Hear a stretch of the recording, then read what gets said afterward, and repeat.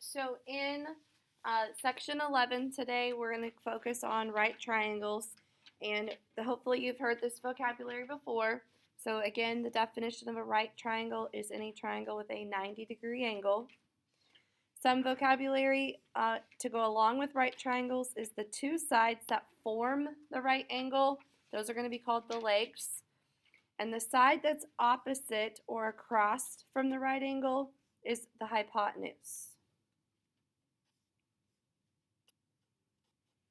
And we can label a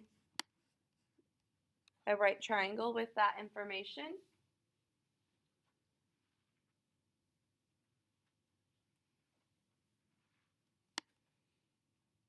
And something to always remember is the hypotenuse is always the longest side. Now, let's think about why that is real quick. On a right triangle, this is 90 degrees. What does a triangle add up to? 180. So my acute angle here and my acute angle over here must add to what? 90. So this angle here could be 1 degree and this angle could be 89, but none of these other two angles could be 90 or bigger. And that is why the hypotenuse is always the longest side, because it's always across from the biggest angle. So there's a relationship between the sides. So the longest side is always across from the largest angle. Now, just a friendly reminder, I know that you possibly had a whole unit last year on Pythagorean theorem, but you can use the Pythagorean theorem to find a missing side length on a right triangle. The Pythagorean theorem is a squared plus b squared equals c squared. A and b are side lengths of the legs, and c is the length of the hypotenuse.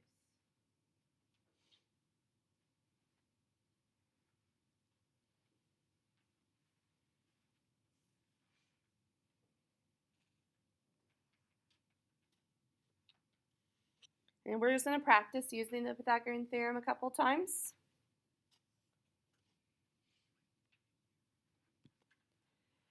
So I have an example here. It says solve for b. So first of all, you ask yourself, is b a leg or a hypotenuse? It's a leg. So hopefully you would agree that 4 squared plus b squared must equal 5 squared. And now we solve for b. So 4 squared is 16. 5 squared is 25. And my goal is to get b by itself. I'm going to subtract 16 from both sides. B squared equals 9. Now, how do I get b by itself? You have two ways to think about this. If I say something times itself is 9, what times itself is 9? In this situation, you don't need a calculator. You guys know that 3 times itself is 9. But what if the number over here was 15 and you don't know what that is? Well, you need the calculator to help you. And that means that you need the inverse. So up here it said a positive 16. So we moved it over by subtraction. Okay?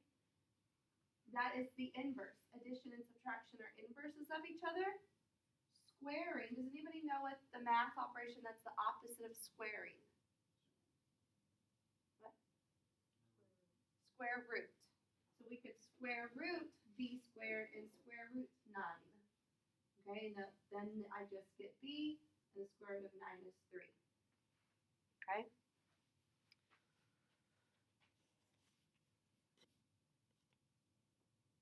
And so that math is the same whenever you're missing a leg. Okay? On B, or on example B here, what is C? Is it a leg or the hypotenuse? The hypotenuse, because it's across from the right angle.